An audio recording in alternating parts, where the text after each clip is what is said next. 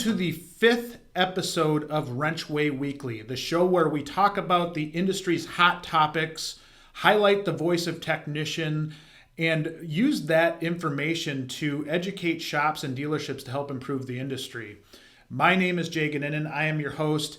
This week's topic was kind of an interesting one in that it was something that really doesn't get talked about a whole lot, but is a really, really vital and important piece to technicians, which is their physical health, their physical well-being.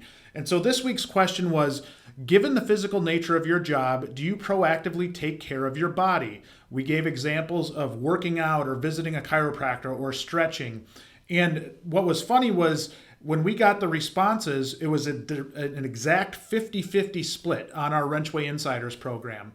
And so 50% said yes, they do take care of their bodies. 50% said no, they don't take care of their bodies, which, by the way, kudos to you that said no, because you're being candid and you're being upfront. That's what we want. We want to know what a true reflection of the industry is. So for those of you that said yes, bravo. There was some industry veterans in the group that said yes that I thought had some excellent explanations as to why they did it and how they did it, right? And so some of the folks that have been in the industry for a long time answered that when they take care of their bodies, it's obvious that they're lasting a lot longer, but they gave specific examples of where they were lasting longer, right? So their backs were feeling better, their knees were feeling better, they used padding when they kneeled down on the cement. They lifted the correct way, and they did stretching before and after work, which really trying to maintain their bodies and looking at themselves as really athletes in what they do in the physical nature of that work.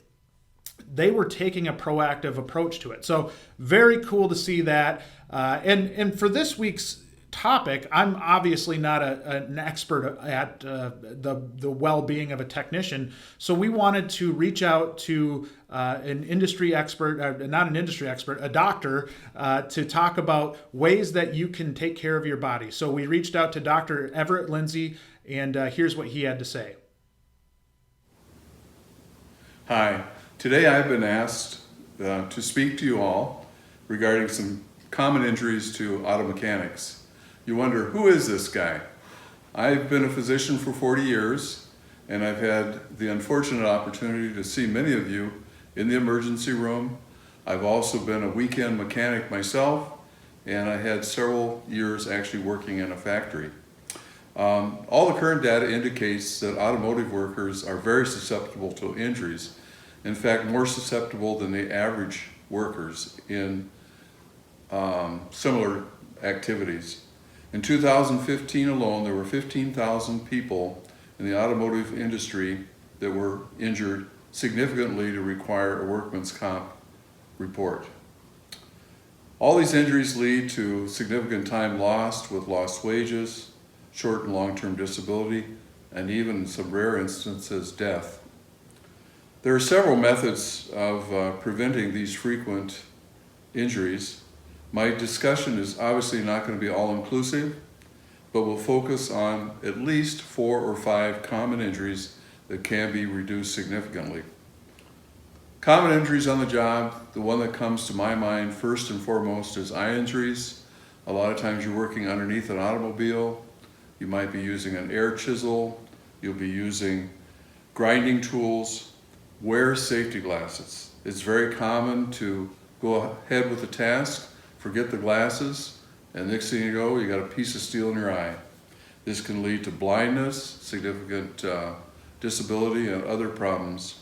Also, you might consider wearing safety glasses over your current glasses so that you prevent them from getting chipped. There's nothing worse than losing eyesight. There's nothing worse than having a piece of steel embedded in your eye and requiring the work to remove it and the subsequent time for it to heal. A second very common problem for people working in automotive shops is slips and falls. Unfortunately, a lot of times in the winter you're working on surfaces that are wetted with ice or with rain, and a third of nearly all accidents that occur are due to slips and falls. You also work on oily surfaces, and oftentimes you have poor lighting. The floor is littered with objects that you might have placed there. There's also the various cords and clutters and air hoses. Wear good footwear. Shoes with a grip. Falls can be prevented. Try to use rubberized mats. Insist on good work surfaces. When appropriate, get things cleaned up, because falls can result in fractures, long-term disability, and even, again, death. Another very, very common injury is back injuries. Almost anyone who has a physical job has to think, can I lift this? Is this something heavier than I should put my body through? Excessive lifting, bending, twisting can cause significant back injuries that can be a lifelong problem. Don't be the kind of person that says, I can do this, when there's two of you present. Always get help, and be careful with your back and your body. Another very, very common injury that occurs in the workforce is what I call overextension injuries. And basically it's where you overextend what the body can really tolerate. It's this repetitive motion, whether it's using wrenches and constantly moving them. You experience strains on your elbows, your shoulders, your wrists, which result in carpal tunnel, tendonitis, and tendon tears. Be careful with your body. After all, you only get one in this life. The last category I'd like to talk about, which I'm sure you've all experienced to various degrees, are burns. You work on hot engines, power tools get warm, you must use protective padding, and you must be using your head at all times. Nearly all of you, I'm afraid, sustain significant injuries, most of which you don't report. We know your dedication to your job, your family, and your personal pride that you can muster through this.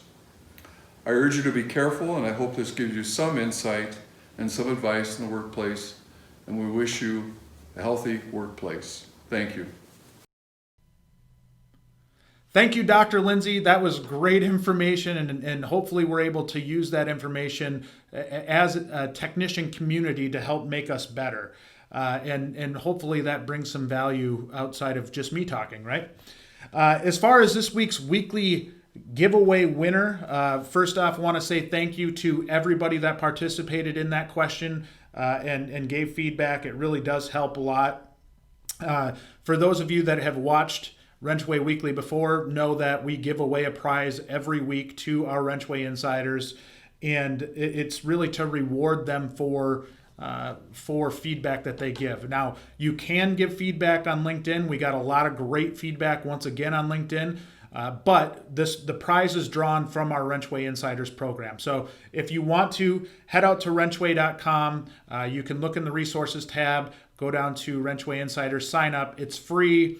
It's very, very candid, right? We get really good responses, and we're able to really kind of dissect what the technicians are thinking and what the community is thinking. So head out to WrenchWay.com /WrenchWay-Insiders to get signed up.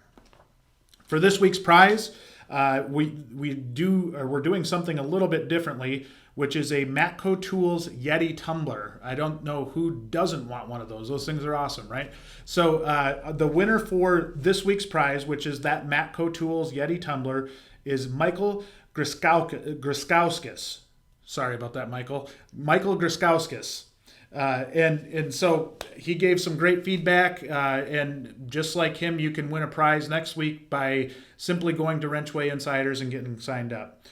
Next week, we're going to do something a little bit different in that we're going to give away a $50 gift card to Duluth Trading Company. I'm sure most of you are familiar with Duluth, a big company, but they're based out of the same town as we are here in Wisconsin. And so kind of they've got some cool clothes, so maybe you can use something for work. And next week's topic, and what we'll be giving away that Duluth gift card for, is, again, kind of building on the health side of technicians and trying to figure out the well-being. And this one has to go hand in hand with COVID right now, right? And COVID-19, everything we're dealing with, a lot of crazy stuff. And technicians, for the most part, are seen as essential workers. So with that in mind, how comfortable do you feel at work given the preventative measures your shop has put into place to protect employees from contracting COVID-19? We're going to do this on a scale of 1 to 5. And I would be very, very interested to hear what your responses are. We just did a podcast with Jason Harris. He was talking to us about how there was concern with technicians amongst how shops were handling COVID-19. So I think this is a good way to get feedback. We'd love to get your feedback and talk about it on this show. And we'll be sending it out in an email to all of our WrenchWay Insiders this afternoon, directly after this show is done. And you'll have a link to that survey. Really easy to do. Go check it out. Again, wrenchway.com/WrenchWay-Insiders. Provide your feedback. Get entered to win that weekly prize. We've had a lot of great response so far on WrenchWay Insiders, and honestly, I can't tell you how gratifying it is to get the true voice of technician and really hopefully get some conversation going on ways that we can improve the industry. So thank you so much for tuning in yet again. Looking forward to next week. Again, congratulations to Michael Griskowskis. Hopefully I'm saying your name right, Michael, but congratulations and enjoy that Yeti Tumbler.